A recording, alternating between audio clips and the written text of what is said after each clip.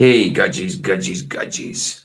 Yes, got an hour or so sleep after the live. And then I came across Farrell McGuire. We've done a few of his stuff before, but put out a video called Dark Cases of Actual Found Footage. But this is like found footage pre-internet. So I thought it'd be interesting to look into some footage of stuff that was pre-internet. See how good it is, see what it's like, and see what's dark about it. So obviously I don't like dark stuff, but you know, we call out dark stuff because it could be demonic, and we're trying to put the message of Christ out. So yes, let's have a look at it and see what it's saying. So Farrell McGuire, Dark Cases of Actual Found Footage. I'm calling it Dark Cases of Genuine Found Footage from Pre-Internet Era. That'll do. I mean, era is fine. I mean, because it is just times. I know era usually means a long time, but, you know, I think era will be fine. A long and distinct period of history. Well,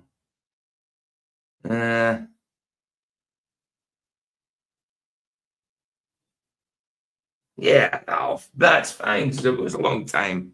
It was a long time before the internet. They have the internet videos and that. I mean, films been going about since the 1800s. So, yeah, why not? Right, let's do it. Farrell McGuire. Let's get the video up. I'll show you the guy. You know who I'm on about. This dude here.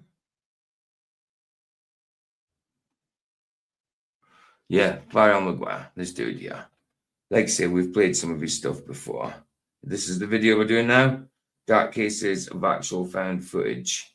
That's his latest video. And it's obviously pre-internet. Or even the time the internet was about, but the internet wasn't used. You know, some of it might be anyway. Oh, what's this one? Obscure YouTube horrors.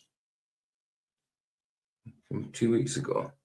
Is that an actual... Wow, is that an actual whale coming up onto the beach? Horrors on LinkedIn. Wow, he's got some mad stuff. But, you know, at least he does his research, his due diligence. Oh, and he actually plays his own background music. Horrors and YouTube ads. Hey, we're going to have a look at that one sometime. Let me save that. Save to watch later.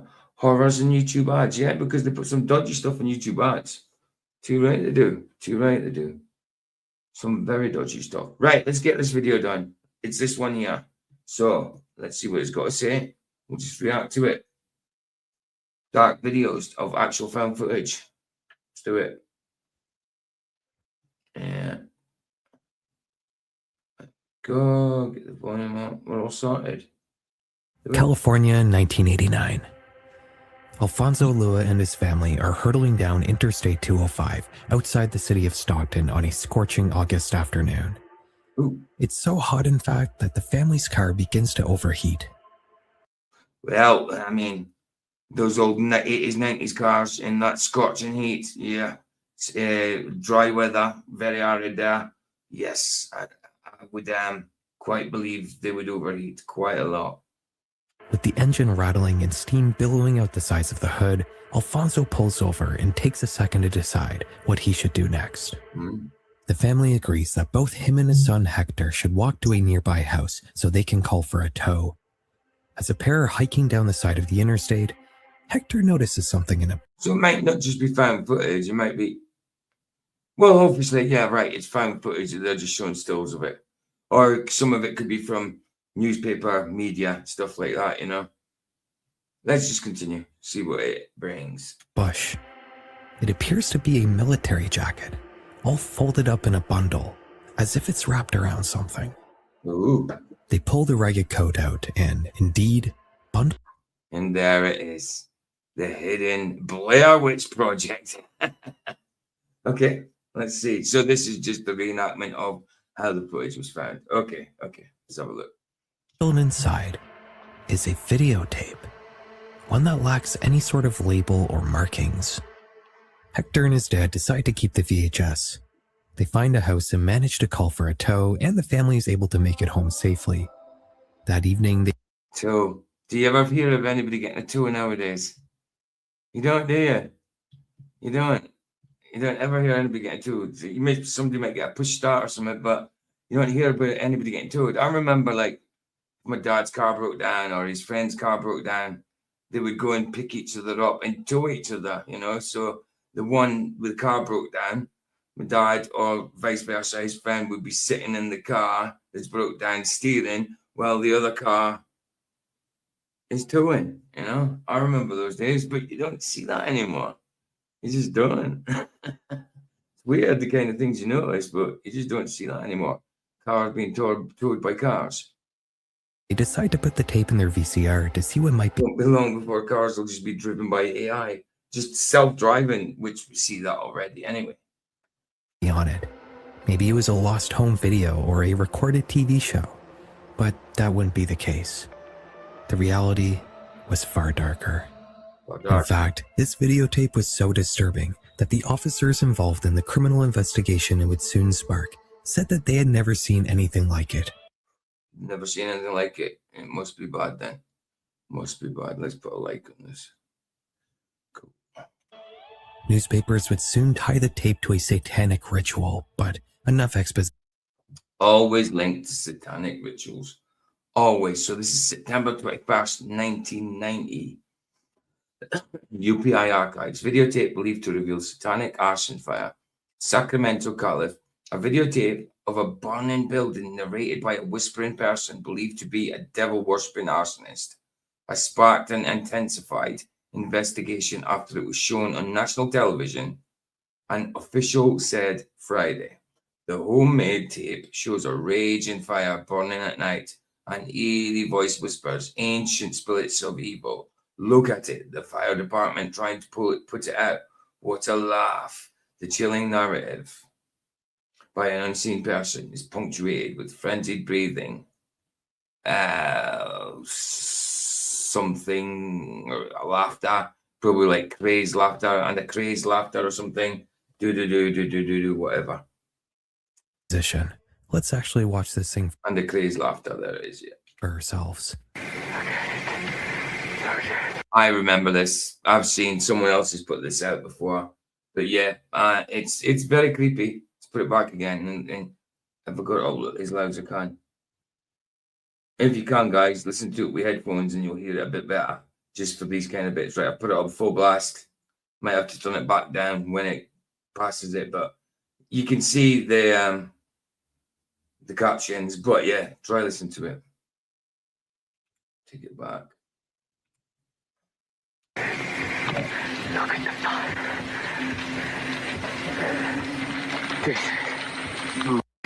Watch this thing for ourselves. Here we go, sorry. Look at the fire. This is my domain. My hell. Sounds like somebody acting it, but people do act like that sometimes when they think they're the main character of their own story. Them against the world. I call it home.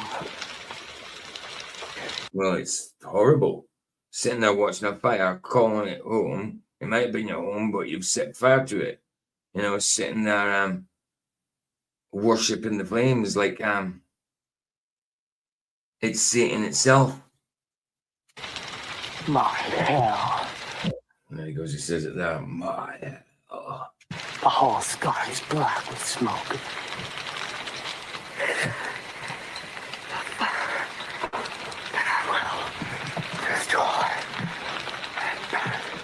In this video, we can see a house. You're so up. Now, the place is certainly on fire.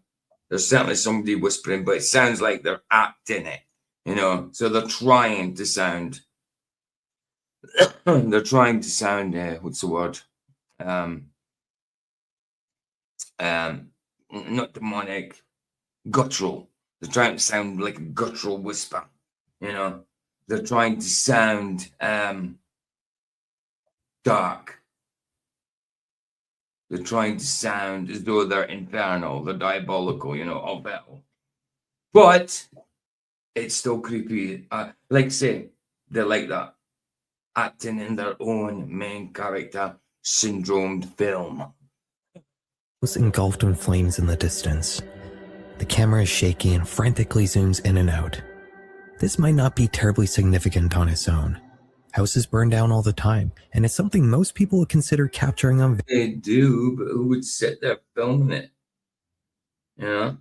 That's nuts. Video if they happen to have a camcorder handy. But the unnerving narration from the man behind the camera offers a different... Yeah, it could just be somebody filming a thing that went up in fire, and started to put his narration to it. Trying to be all morbid and dark, dimension to this clip. It suggests that the person filming may have started the fire themselves, possibly for their own twisted pleasure considering how gleeful they seem. The man keeps ranting and eventually starts referring to a specific person. Somebody named Omar. Look at it, Omar. This is what I've been doing on a week's vacation. This is what I've been doing on your week's vacation. Is Omar his boss? I said I'll do it. I said I'll do it. I said I'll do it. Now that's definitely somebody acting. It's definitely somebody acting, But it's creepy nonetheless. I told you I'll do it. Take a good look at that. And you tell me that The man keeps rambling until the video abruptly ends.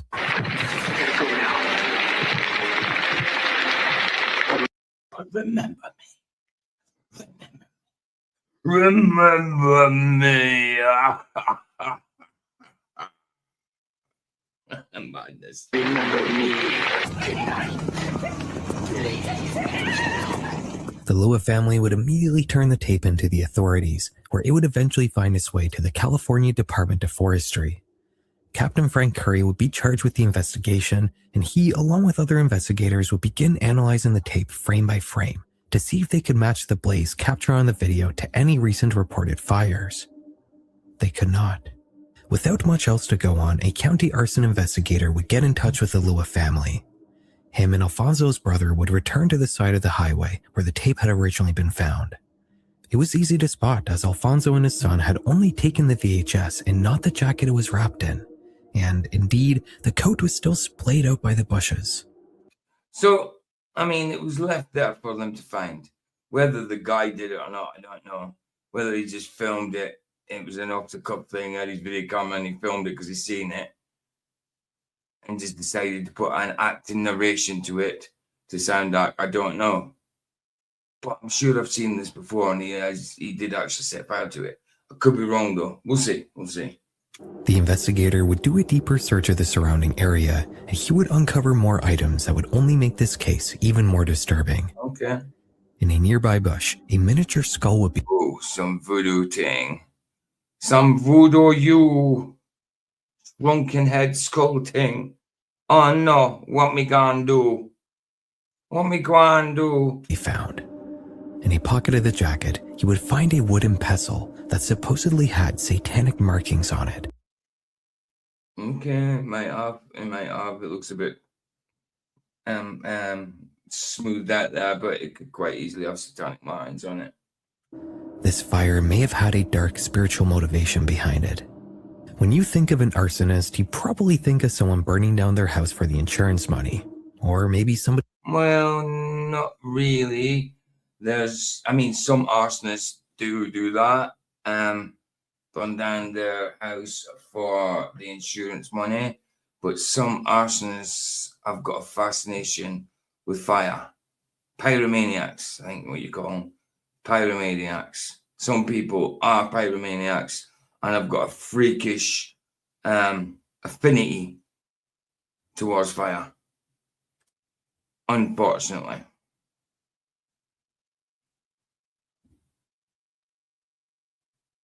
getting revenge on someone who wronged them, While these sorts of motivations are what typically drive your average arsonist, there is another kind that's a little different.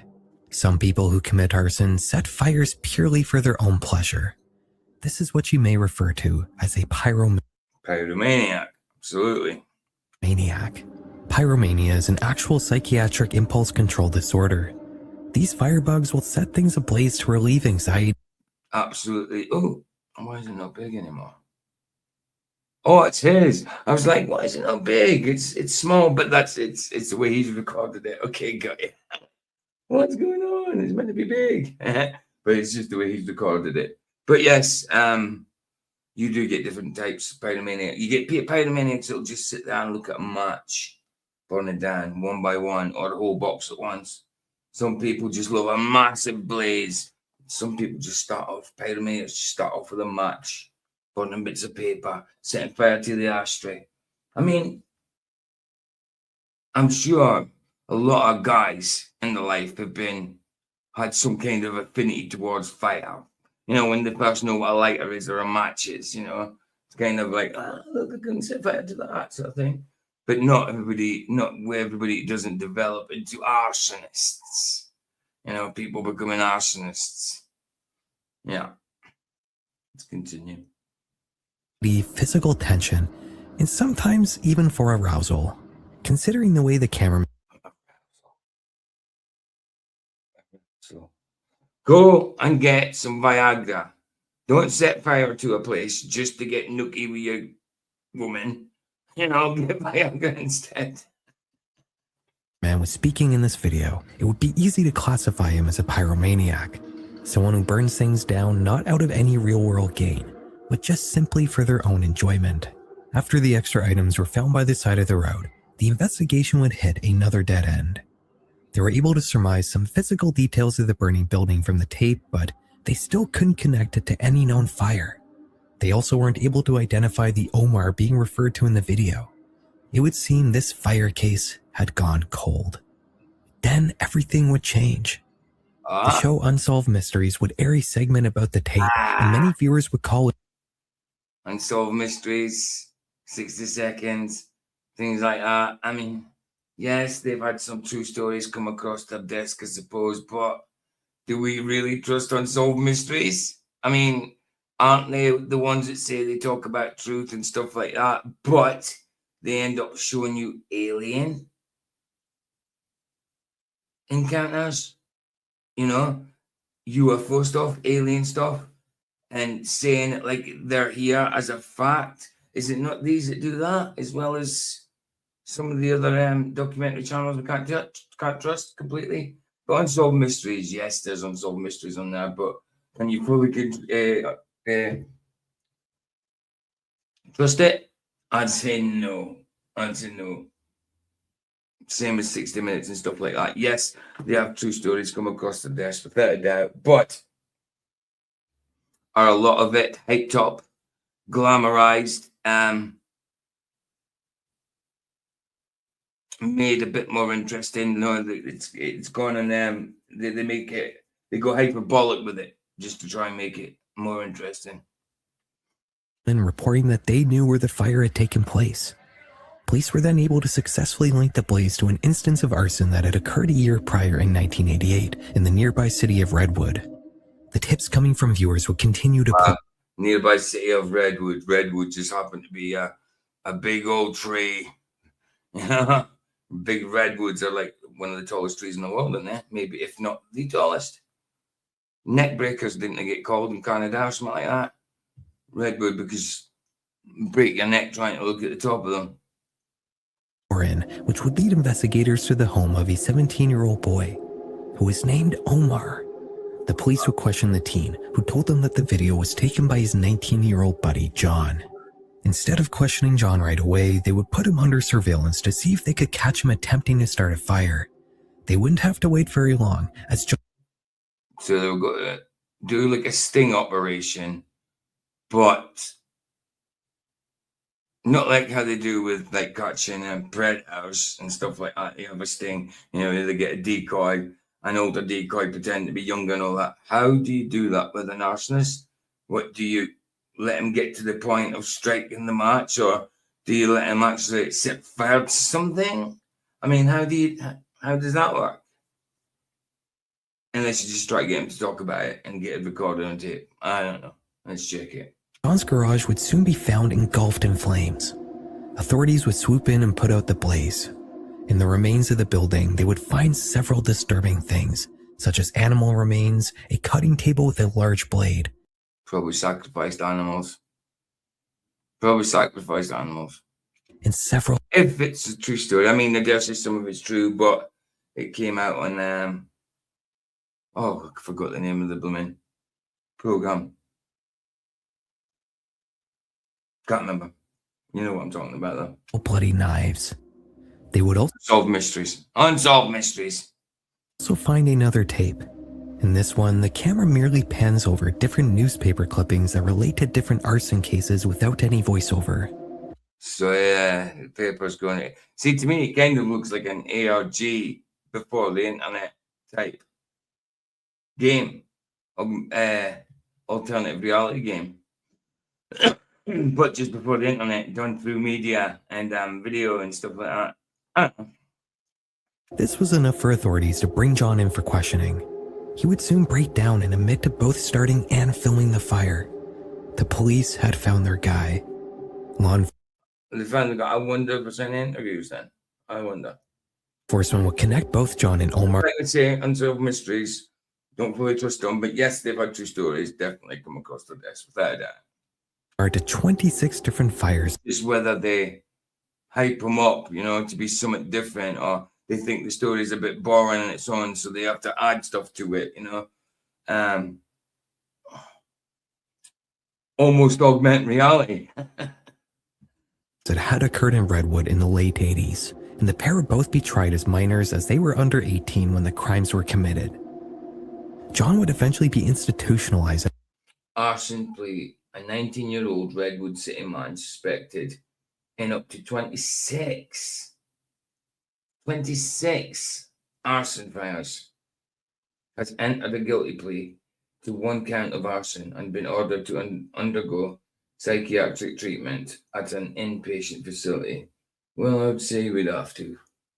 But 26, and he's only been charged with one?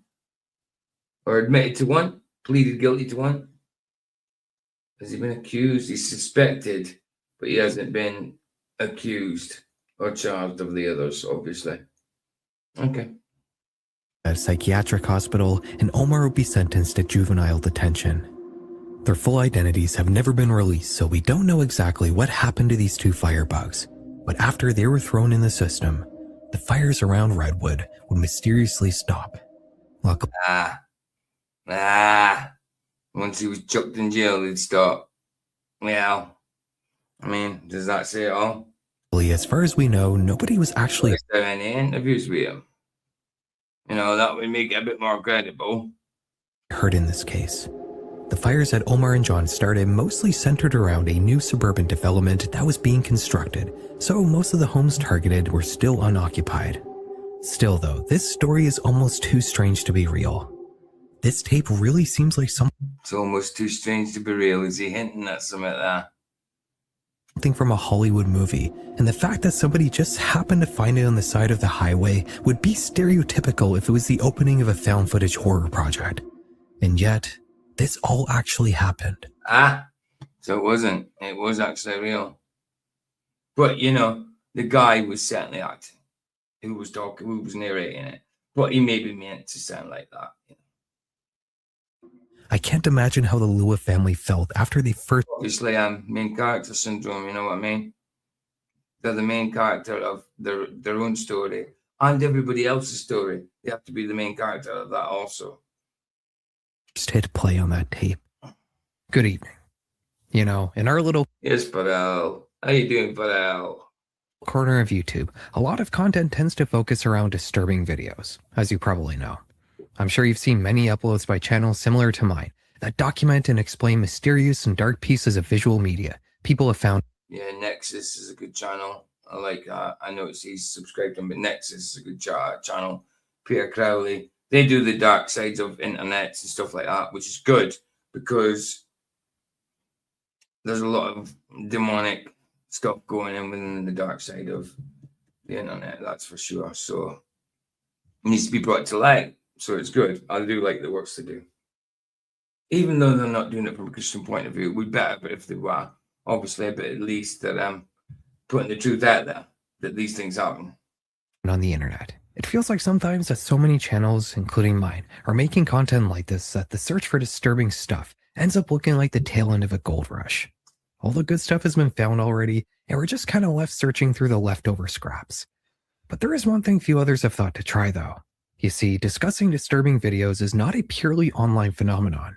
In fact, before There we go. The online phenomena. So using footage.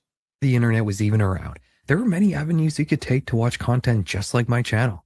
Usually, it was in the form of TV shows where viewers would send in their own home videos to be talked about, or the producers would find dark and disturbing security camera footage or police dashcam videos connected to real-world crimes. For example, the Stockton arsonist tape was originally covered on Unsolved Mysteries in the 1990s, but it would be subsequently covered by many other similar shows over the following decade. Yeah, but that's the thing, when it's covered by programs like Unsolved Mysteries, and then you hear the way he was narrating through that fire, like he was completely reading off, well, not even reading off the script because it wasn't even that good, but you put them together, then it's not very trustworthy. It'd be better if we had some interviews of him, like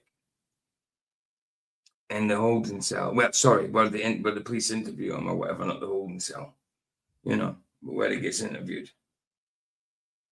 In the same manner that Nick Crowley might cover something and then other smaller Nick Crowley, like I was saying, good channel as well, Nick Crowley. YouTubers will feature the same clip in their own videos later on. These shows are like a catalog of dark and disturbing content that just never found its way into the internet age. Today, I've sorted through a ton of them to find the best and most disturbing stuff featured on these programs to bring to you guys. As far as I can tell, almost everything we're going to talk about today is more or less fresh to this corner of YouTube, and the internet in general in some cases. So grab a snack and a drink, and let's get back into it. While it may seem like I'll grab a drink, not a snack. Oh, look, there you go. The gamer from Mars, him with the glasses on there, like his content as well. many of the formats you're used to watching on YouTube are unique niches that have popped up as a result of the online video sharing ecosystem, you'd be surprised just how similar 2000s adolescent male-oriented TV shows can be. Spike TV was pumping out programs left and right that featured and investigated disturbing media. Must be a US thing, so I've never had a Spike TV. Oh, hold on. On Freeview, we had a Spike channel. That was like, I remember from about 6-7 years ago or something. Whether that's the same one or not, I don't know. Destroyed in Seconds walked the viewer through home videos of large-scale catastrophes. World's Most Amazing Videos, one of my personal favorites as a kid, I remember that. Showcase found footage of car accidents, police chases, and security camera footage. Usually the same stuff. Police chases, car accidents, things to do with the fire brigade. Oh, yeah, narrated by Stacey Keach. Brilliant. Stacey Keach, yeah. He's got a little hair lip, isn't he? He was in American History X. But what was the first thing I remember him on? It was a TV series. Hammer. No, not Hammer. Not Hammer. Oh, what was it? Hammer was a cop guy with a gun. Oh, what was it? What was it actually? Oh, it's got bug me. What was it actually? Mick Hammer? Oh, what was it? I used to know the name of it. I used to watch it every week. Oh, wow. Sorry, I'm going to have to find out. Stacey Keach. Stacey Keach. American actor, movies and shows. Mike Hammer. I was writing off. Mike Hammer. Doubting yourself, PJ. Yeah, he was a sleuth, a private dick, Mike Hammer. But, when I said Hammer, I started getting mixed up with Hammer, the guy with the white hair. Can't remember the name of that program now, but he was called, I think that was just called Hammer. Let me just check that out, actually. That's kind of bugging me.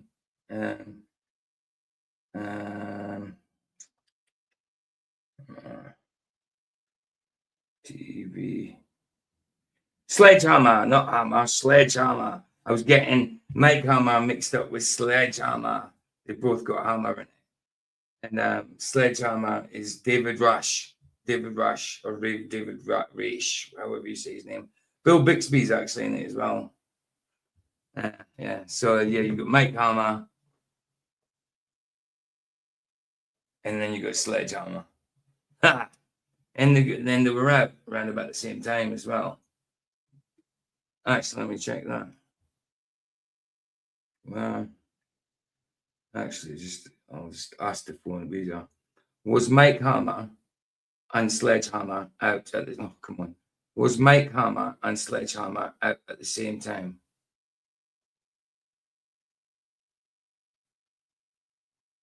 Yes, Mickey Spillane's Mike Hammer starring Stacy Keach and parody series Sledgehammer starring David Rush overlapped in production during the mid-1980s.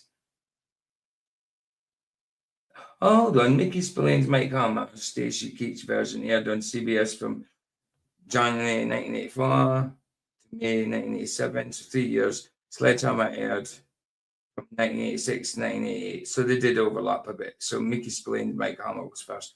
So Sledgehammer's actually a parody of Mike Hammer. I didn't know that. Isn't that a coincidence how we got them together? Is Sledgehammer a parody of Mike Hammer? Yes. Wow. So Sledgehammer is an actual parody of Mike Hammer. Wow, that's a coincidence. Coming up with them both tonight. And they're actually a parody of each other. Did not know that. Mike Hammer and Sledgehammer. Wow. Wow. Anyway, back to this. Sorry, guys. Of crimes taking place. The craziest of this format, though, was probably most shocking. This show It rings a bell. That kind of font and background looks familiar, but not too sure. Turned up the ante, often featuring really violent situations that occasionally resulted in actual deaths. It's sort of crazy to think this program only had a TV-14 rating considering just how violent the clips they featured were. These shows were a bit of a short-lived trend. They popped up in the late 90s, but by the time the internet took over as the main place to find interesting videos of reality, they began to die out. It can be interesting. Look at that. Go back to that. Look how bland YouTube's page used to be at one point. Just YouTube with a U and the tube with the box around it, like the TV box. But before that, when it first came out, it was literally just an old-fashioned TV, wasn't it? An old-fashioned TV. Like, not even old-fashioned from me, like 80s. I'm talking like a 50s type TV. Yeah, YouTube. Obviously, they had to change that because you're looking at TV, like YouTube's an online thing. It's not a TV anymore. It's a flat screen monitor, usually, or a phone. You know the score, guys. Main place to find interesting videos of reality. They began to die out. It can be interesting to compare the clips featured on a show like World's Most Amazing Videos to the videos featured on a channel like mine. The content is similar, but you can tell that the older clips featuring these 2000s reality shows are shaped not only by the lack of cameras in people's pockets, but also by the lack of a network to share. Right, yeah, because people ain't aware. They know the cameras around about them back then, but they're not aware of it as much as people are now. People know they're being watched left, right, and centre, but they're also watching everybody being watched by being on their phones and on their devices, watching everybody, you know? So people are a bit more aware of it now. But yeah, people act up for their phones nowadays, probably just in case someone catches them. Oh, it could be on social media. So what? These videos on. For these clips to find their way in front of people's eyes, they either needed to be found on the side of a road, or they had to be sent into a TV network. I remember that one. They couldn't just be uploaded to Reddit or Schoolboy 9. Terrible man. Dresses up as a schoolboy. Pretends to be a 9-year-old. Tries to contact people that age. Yeah, terrible. He's been busted by the police a few times in the 90s, early 2000s for different things. It was sexual things, but not to younger people, but he harassed younger people and stuff like that at one point, and now he pretends to be one. He is a pred for sure. Sure, you've heard of Smart Schoolboy name story. Multiple internet investigators would immediately pay Still covering it now, and it's been like 2-3 years since the main hype of it. attention to them. This makes the videos shown on these shows feel more significant than your average internet horror slop. No doubt because the showrunners behind these programs only chose the best and most fascinating submissions they got. One area of overlap, however, is in the world of police dashcam videos. Oh yeah, I remember seeing some of these in the old TV programs like Unsolved Mysteries and stuff, but look at that. You know, the screen going up and he's trying to run for his life. I bet the door shuts and locks on him. The process for media producers to access We didn't see that, but pity. And look at the VHS fuzz. these clips of law enforcement Now everything gets pixelated. Back then things got artifacted. Now it's just all pixelated, I suppose. doing their job is largely unchanged from before and after online video sharing. And thus, the situations you can see depicted in any of the many police body cam channels on YouTube greatly resembles that of 2000 Spike TV shows. They're both This way is slightly better quality nowadays, obviously. showing off the same sorts of crimes playing out in real time. But while the scenarios are similar, the ways they're filmed are not. Nowadays, channels like Code Blue Cam are incredibly slick and feature multiple angles of any given situation because every officer is wearing a body cam, which makes these videos feel oddly professional considering there's never any thought being put into how these clips are being captured in the moment. In the 2000s though, we only had one angle. The cop cruiser dash. That's right, the dash cam. Just the dash cam, and the copper's car faces straight onto him because the cop didn't have it on his chest yet. Always dash cam. Isn't it mad how things have changed? That you still get the same type of shots, but from a closer point of view, from the actual point of view of the person on the board. And man, you see a lot of these ones where they've been shot at, get run over, stuff like that. I remember these old vids. Not particularly this one specifically, you know, but I certainly admit, look, 1998, man, that's crazy. I just come out of prison, you know, 4 or 3 years to do with me being a killer, Brenda. Yeah, got it dropped, Brenda, by the way. Anyway, 1998, yeah. Crazy nuts. That's like 28 years ago. That's so crazy to think. That 1998 was 28 years ago. I'd left school for 6 years by that time. I mean, I was literally 22-year-old at that point. Wow. So nuts. So nuts, mate. So nuts. Cam. And back then, they weren't nearly as clear and sharp as modern dash cams. The single camera angle capturing things at a distance combined with the dark grainy quality can make these videos seem a little creepy, especially when something is being filmed at night. It just feels lonely and desolate. It's the analog.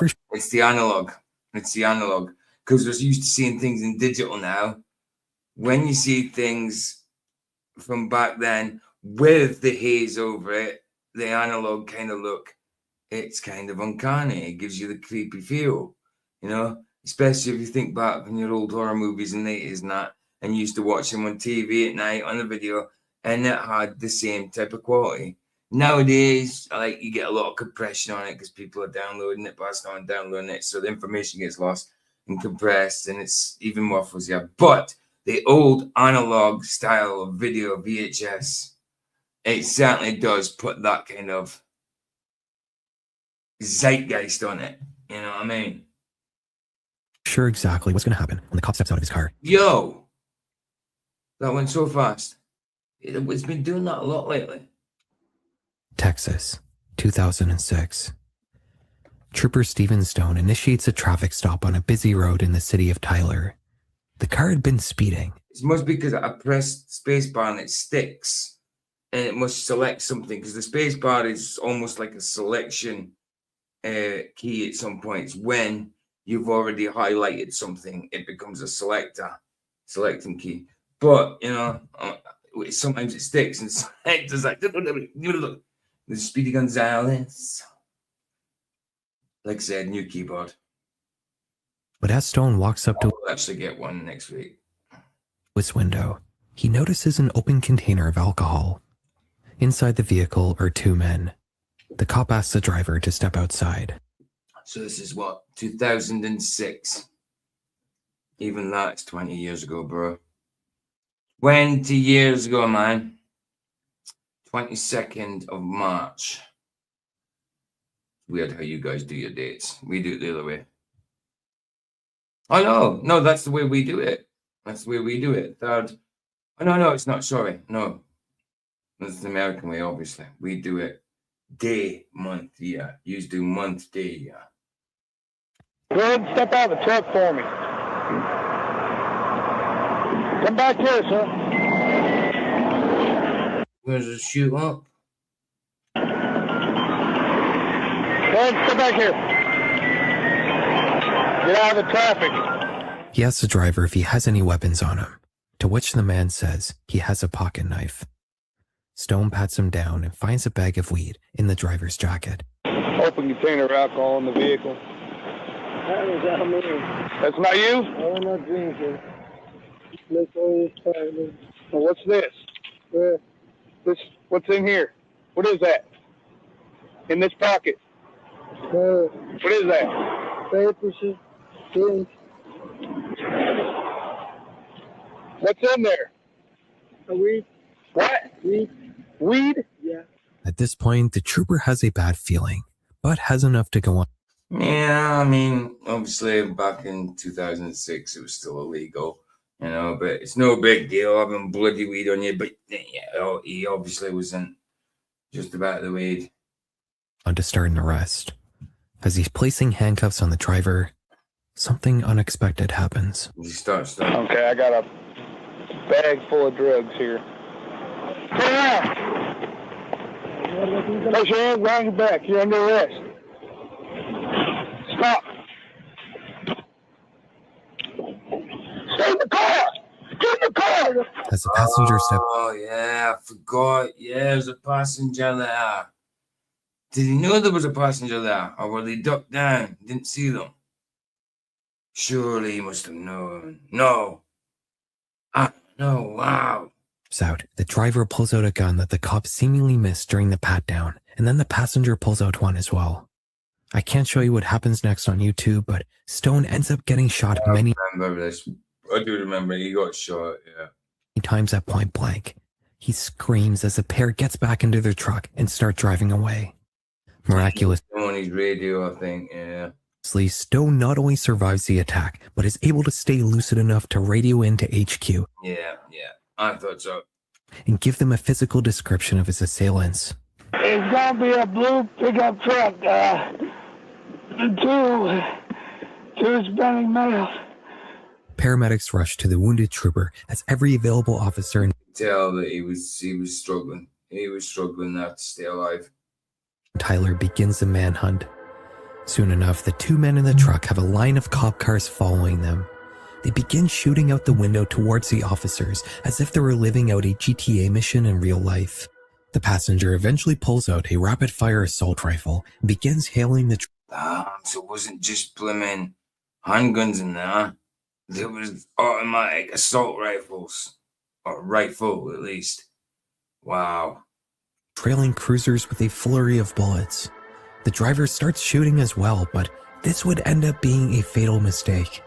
By taking his eyes off the road, he accidentally swerves sharply to the right, flipping his vehicle over in a spectacular fashion.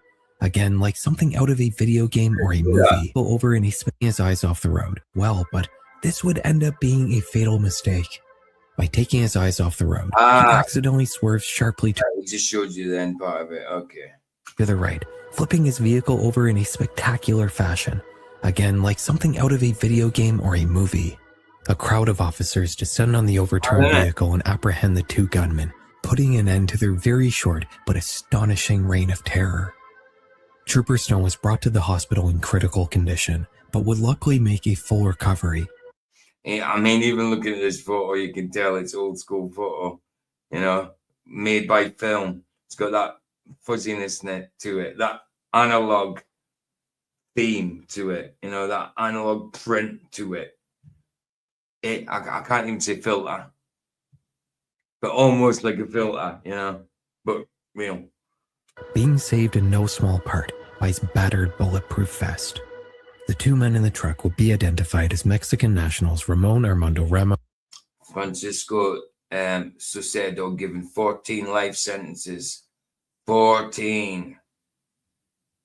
That's what you get, bro, for just totally killing dude. Must have got more than 4. It must have been 14 for. Can't have just been for the copper because it's 14 life sentences. It must be 14 different people. And Francisco Saucedo. They will both be slapped with 14 consecutive life sentences. The odd thing about this situation is that surely not for that incident. They could have got 2 life sentences for it or whatever, but surely they won't get 14 for it.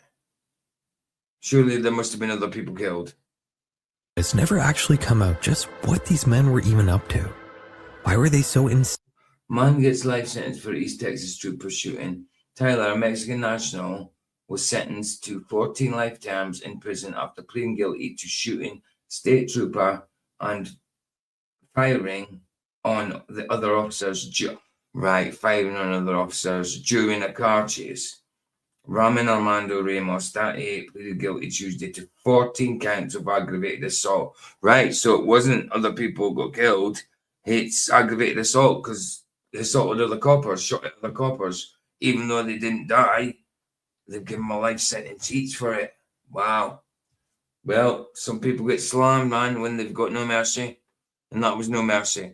I don't like cops at the best of times, but you don't go shooting people for no reason. Even if they're in the wrong, you don't go shooting them. They'll be judged for their wrongdoing. But you'll certainly be judged for that, Yeah, that's all I need to read. That's all I need to read. Hold on. Right, servant with a deadly weapon for the March 22nd gunfight. District Court Judge Cynthia Stevens Kent ruled that Ramos would serve 2 of the sentences consecutively, with the remainder served concurrent. Right. Okay. So he's doing 2 life sentences. The other 12 are running consecutively. That means he doesn't do them. Well, you're not getting out in 2 life sentences, are you? Because that's at least 50 years. So he's not getting out. So, yeah, I understand why they're running concurrently. Still goes down as 14 life sentences. It's just if he lived long enough, he wouldn't have to serve them. Yeah, I've had like 3 months running concurrent to a longer sentence and stuff. If it's consecutive, you have to do it. If it's concurrent, it's running alongside. So basically, you're doing 2 sentences at the same time. He's doing 14 at the same time, basically. Anyway, stop blathering, Peach. Insanely aggressive towards law enforcement. Police would find multiple automatic rifles, handguns, and bulletproof vests in their truck, but they'd only find a little bit of weed. A little bit of weed. Look at the state of his face. Because of that crash, innit? Because of that crash. That's what you get, bro. I mean, wouldn't you rather handed yourself in rather than taking life, 14 lives, well, obviously 12 of them consecutively. But if you gave yourself in, you probably would have got 10 years or whatever for what you're doing, but now you're doing 2 lives where you're not getting out. And then if you ever did get out, then it's on your record that you got 14 life sentences. Not good. Not good. Anyway, continue. It makes you wonder just what they might have been planning to do with all those weapons. So far, we've covered a literal piece of found footage and a police dashcam video. Yeah, I wonder, But there's one category of pre-internet visual media that will be impossible not to cover in a video like this. Go on. Home movies. Home movies. Let's have a look at this, buddy. Let's have a wee clap for the home movies. Home movies. Home movies. Let's have a wee clap for the home movies. Let's have an intense applause. And again.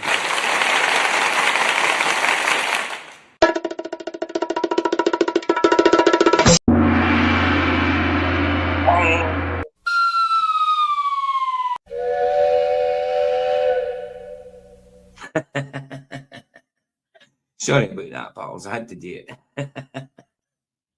I actually did an entire video about home movies a few months That looks so freaky, doesn't it?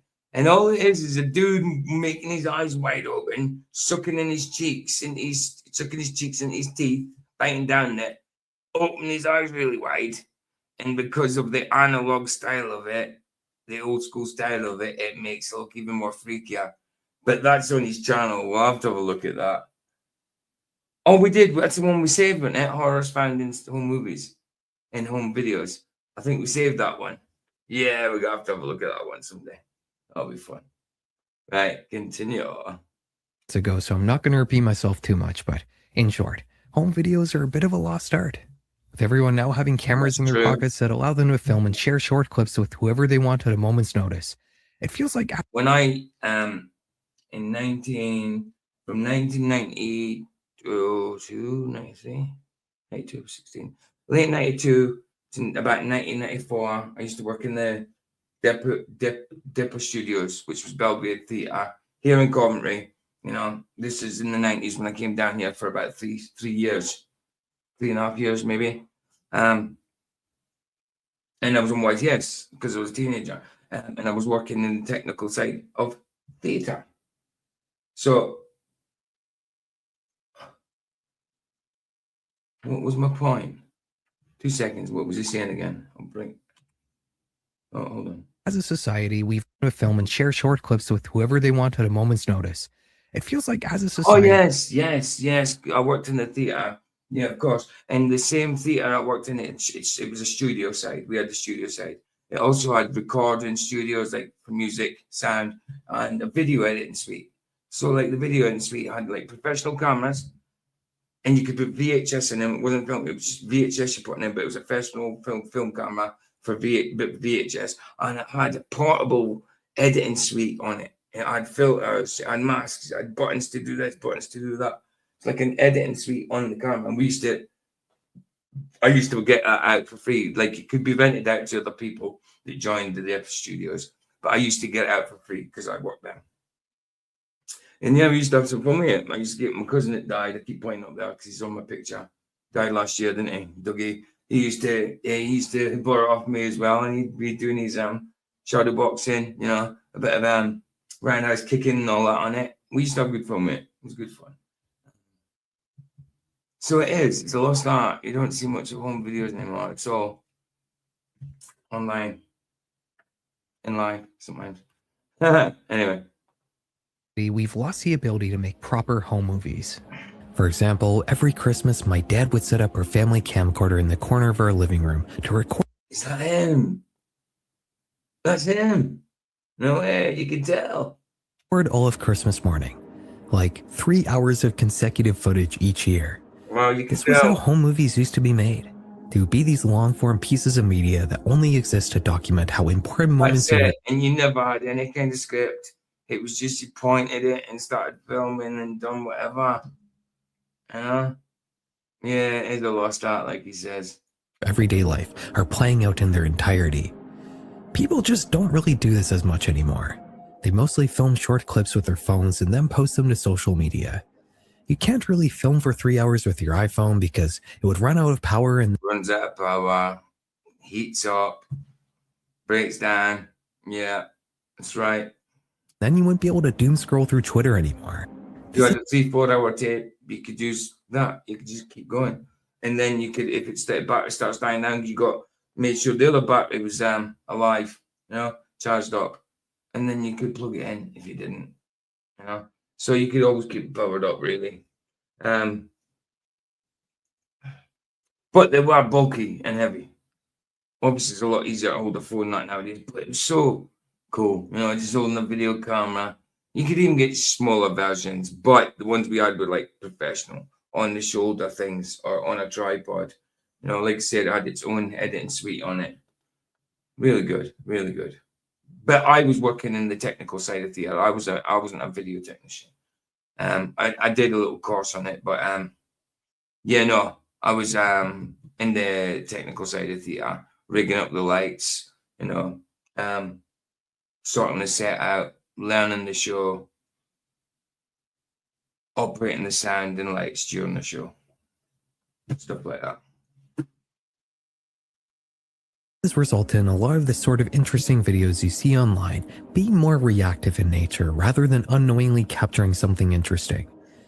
If you go to a subreddit like Public Freakout and try to analyze the videos there, you'll notice they almost without fail always seem to start in the middle of whatever situation they're capturing. Always in the middle. Yes.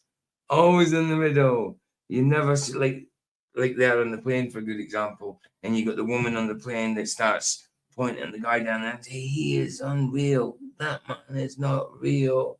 You can stand here, but I'm getting off this plane. It's always in the middle of the situation. It's almost like a dream.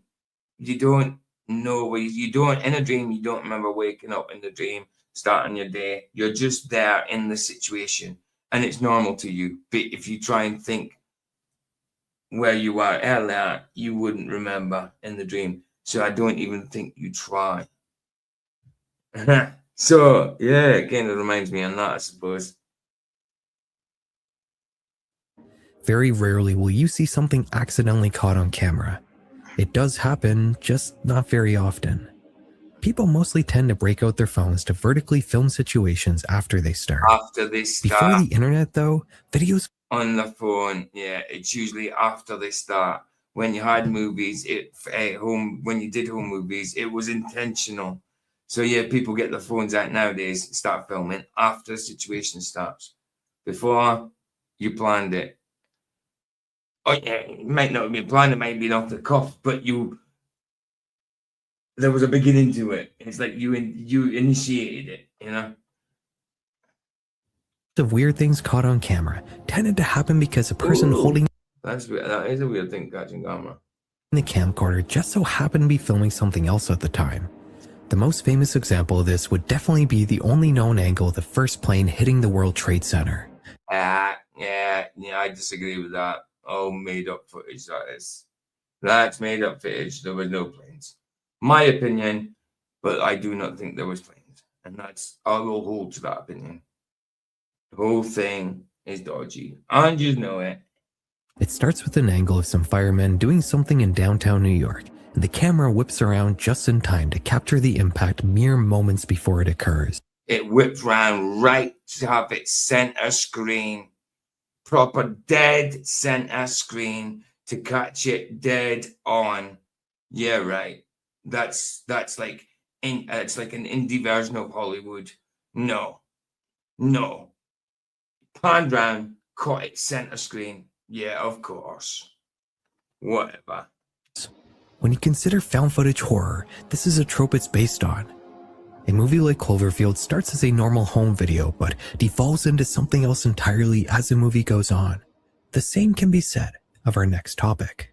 Go on then. Maryland, 1997. Ooh, what's this about? A suburb of Baltimore, the McDonald family films are Oh, nearly hitting an hour. How long you got left in this? That's 8 minutes. So maybe be an hour and 20 by the time it finishes, an hour and 15.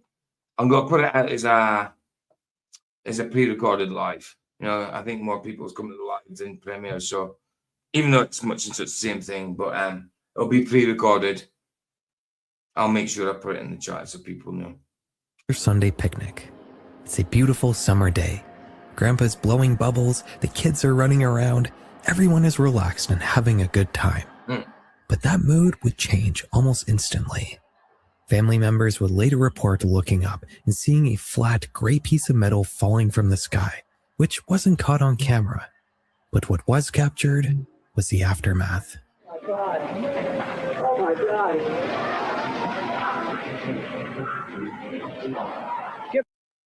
What was this? Well, I can't remember this. Get back, Grandpa. Almost in an instant, their neighbor's house is gone, being replaced with a raging inferno. Moments later, a man would be caught on film. Oh, I think I do now. Now I see the man in the parachute floating down. I think I remember it.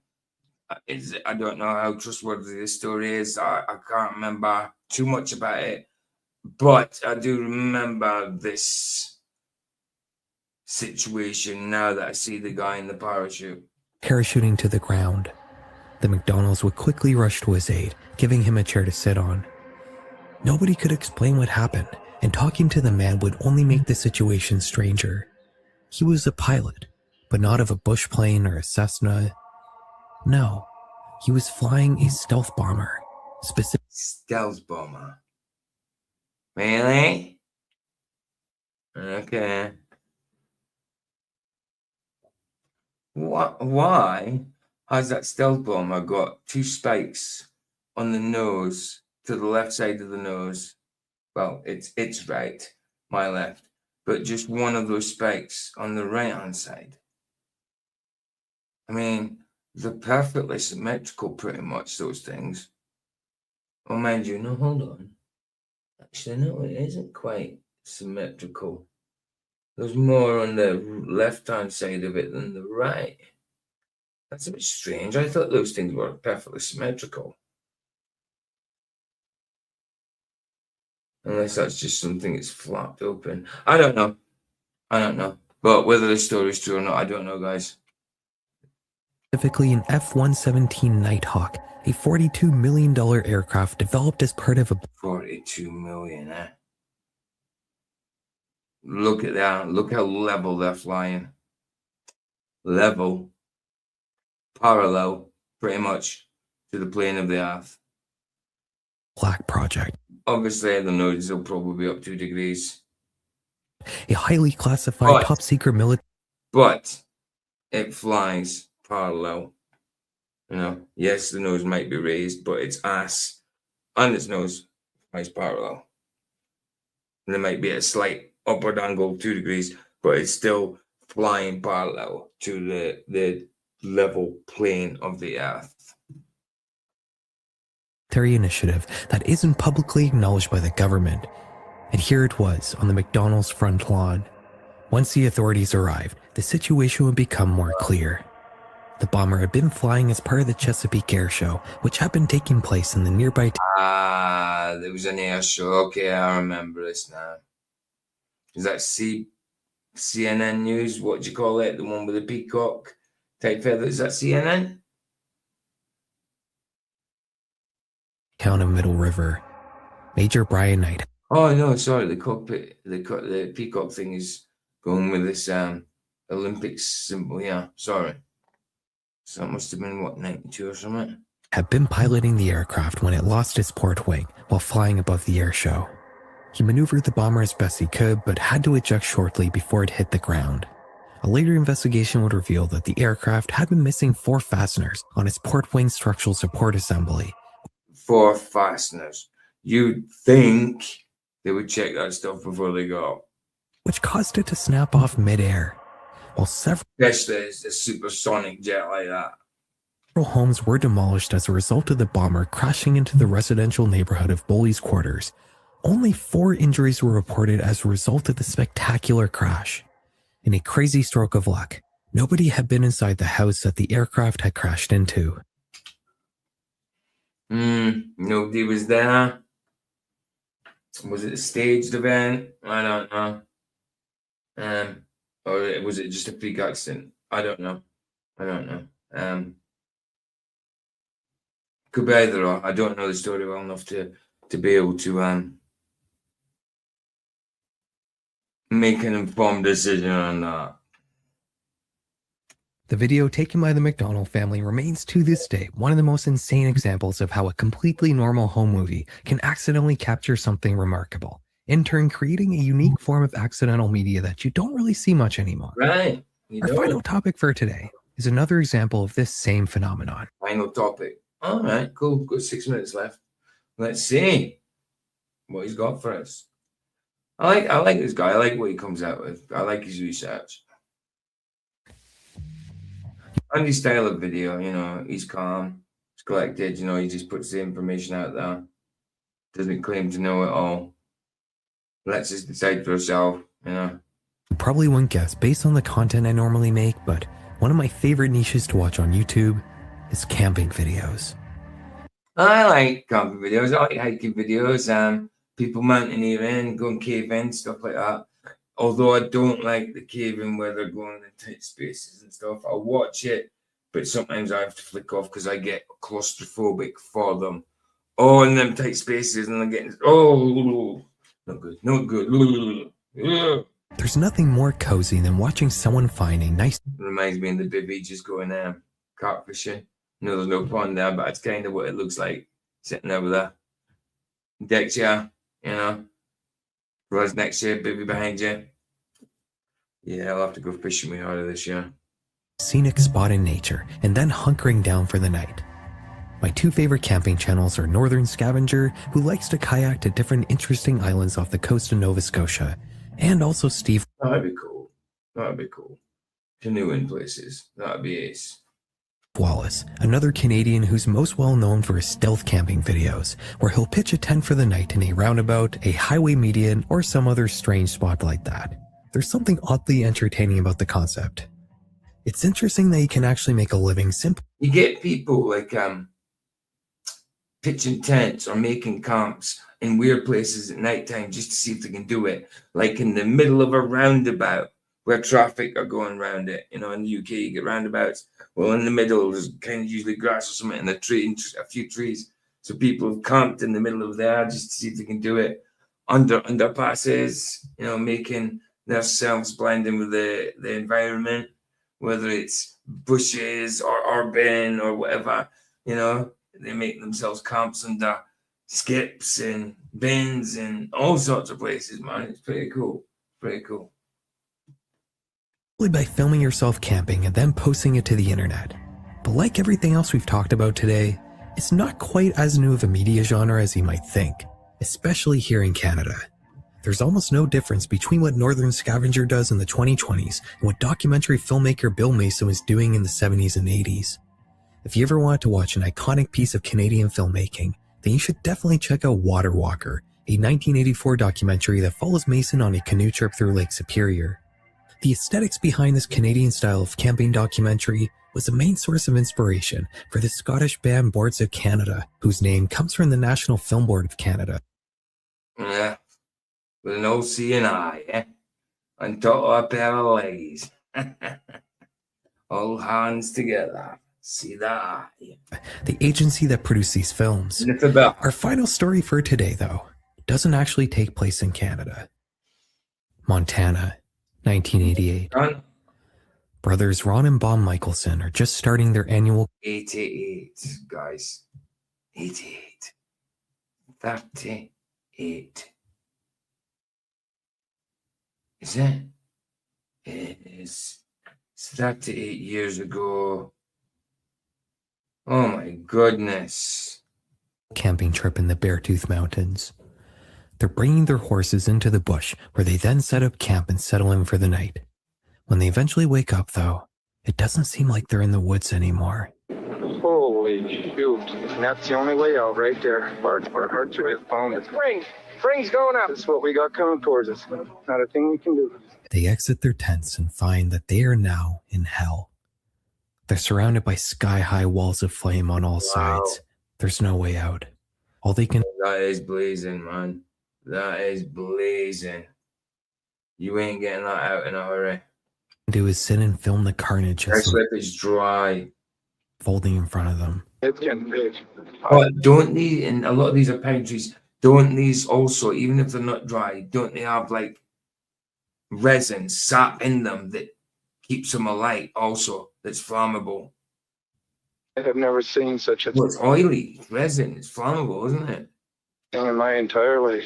They decide to put their vehicles and equipment in a circle in an effort to protect themselves and their horses from the inferno that's quickly closing in on them. This effort appears to be in vain though, as a fire easily overtakes the vehicles, so they cut the horses free and just make a run for it, every man for themselves. As the men are choking on the smoke, the rifle ammunition they had stored in their trucks starts exploding from the heat, garnishing this already hellish nightmare with a fresh hail of gunfire. Oh boy, holy, you're all looking. It's not like it's a machine gun down there. Bob and Ron truly think they're gonna die, but in a last-ditch effort to save themselves, Yeah, resin from trees, particularly coniferous trees like pine. There we go, pine, spruce, and fir is highly flammable, often referred to as picture sap. I thought so. Thought it was flammable. Yeah, yeah. So even if it wasn't dry, the resin helps keep it alight. They turn off the camera, grab some blankets, and then they lay down in a nearby creek. When the video cuts back in, the men appear to be okay. They survived. It's the next morning now, and the fire appears to have fully burned itself out. Everything is covered in an eerie sheet of gray ash, and the surrounding area looks completely different than it had mere hours before. As Ron is filming, he hears something, a distant whine. He turns around, and in a crazy stroke of luck, both of the pair's horses are completely fine, just a little shook Horses all good. Fair play. up. The two brothers hadn't known it at the time, but they had been caught in the middle of one of the Yellowstone fires of 1988, the largest collective wildfire. Look at that. I mean, look out. You can see how small the buildings are compared to them trees, and look at the flames above those trees, man. That is licking it up. All consuming, man. Yellowstone Park has ever seen. It was a series of 250 smaller fires that burned through an exceptionally dry man. So it was dry, exceptionally dry, he said. Wow. And again, resin. summer, destroying 3,000 square kilometers of forest in Yellowstone and the surrounding area. This might be one of the most wild camping videos I've ever seen.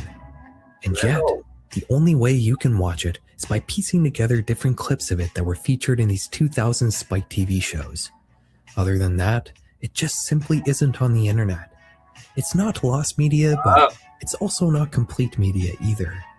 It makes you wonder, what other random pieces of lost footage are laying dormant in the distant corners of forgotten reality television?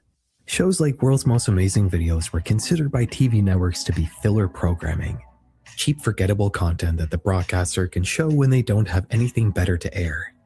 These shows would never be immortalized after being cancelled.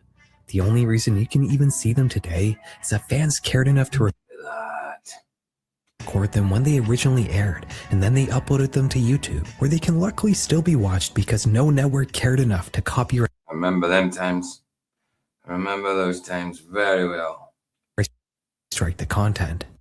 It's clear. These sorts of shows weren't valued very much, but I think they inadvertently did us all a service by preserving pieces of these pre-internet videos. It's fascinating to compare them to their modern counterparts. If you enjoyed this video, let me know in the comments, and maybe I'll do another like it in the future. We've only scratched the surface of this pre-internet world. There's a lot more we could go through if you guys like this sort of thing. But until then... I do. I like looking at this older stuff. I do. I mean, ain't no, the scraps of truth in there, and things that need to watch out for that still happen. Thanks for watching. There we go.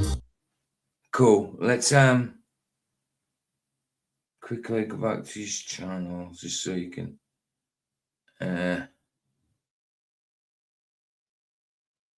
there's his channel there, guys. There's his channel. And he does good stuff, man. He does good stuff. 500,000 subs pretty much. Yeah. Where was the one? Oh no, it was obscure YouTube horrors we saved. Well, let me make sure it was. Sorry, I'm sharing. I'm gonna save it just to make sure. Oh no, I'm not saved. Watch later. That's fine. And let's save that off. Horrors found in home videos. Let's save it as well, just in case. Right, cool. Right, so what we've got, it's an hour and 15. I've been on. Okay. Been on. I'm not live, but it's a video. But like I say, I'm gonna put it out as a live, pre-recorded live. But I'll make it up to an hour and a half, 15 minutes. Let's check out a little bit of Petite Tube. See what random videos it gives us. Let's do that. Let's do that. Share that one instead. And go Petite Tube. There we go. Petite Tube YouTube. Come on. We gone. Which one is it? It's a purple one. That's the one. Is it still working? Come on. Oh, it's not working. What's going on? It's not working. Oh, let's try this one.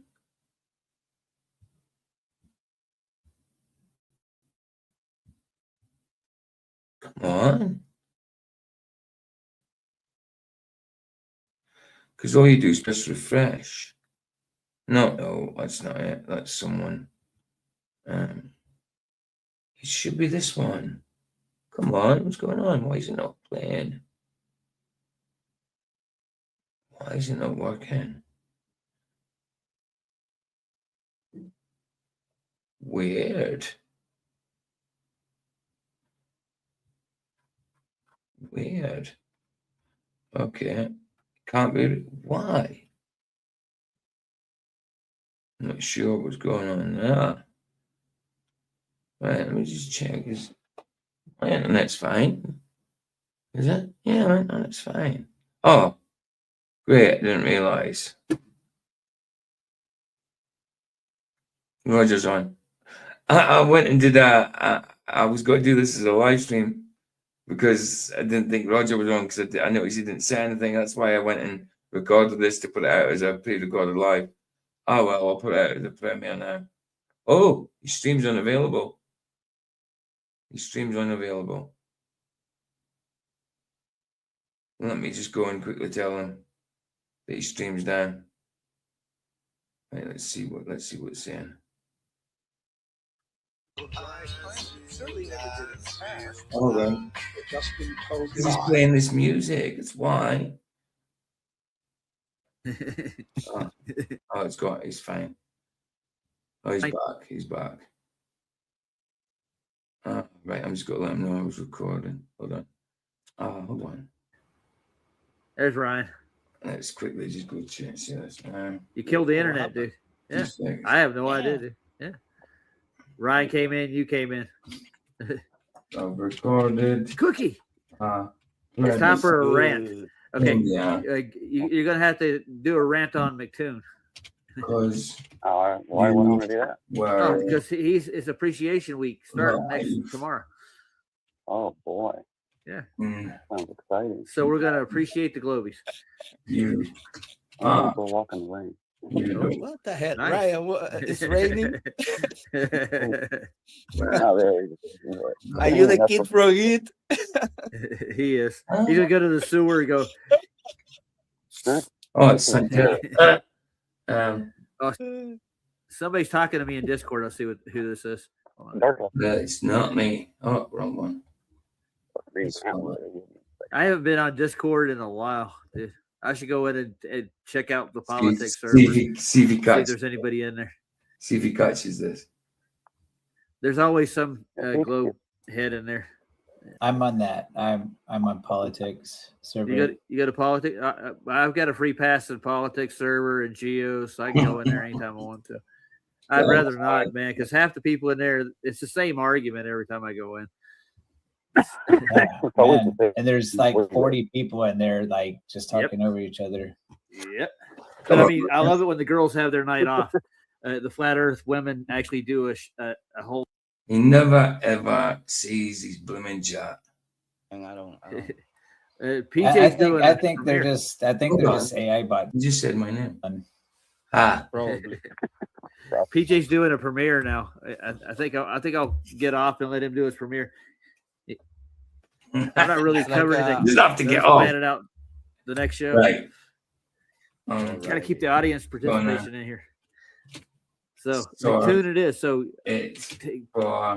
we'll watch a couple of clips of McToon, and you can rant on about the bullshit he spills. Ladies and gentlemen, welcome to Glowbirds Appreciation Week with Roger Letwell. Yeah. So we did the award. Now we're going to do a weekly. Oh, for goodness sake! Did you make the official presentation of the award? I haven't. I don't want to do it necessarily online. I want to do it. I want to email them, send them a certificate. I can do it live here. I'll do Fish it. Award. Yeah, Right. The Dead Fish Award. Yes. Right. I'm gonna get this finished. Get this finished. Petite Tube's not working for some reason, so I'll get this finished. He says he's going to finish up, so I might as well get it out as a pre-recorded live. So let's sort that out. Right, bless guys. I will see you on the pre-recorded live. Here's Sunsets free. It's free. Indeed. Ta-da.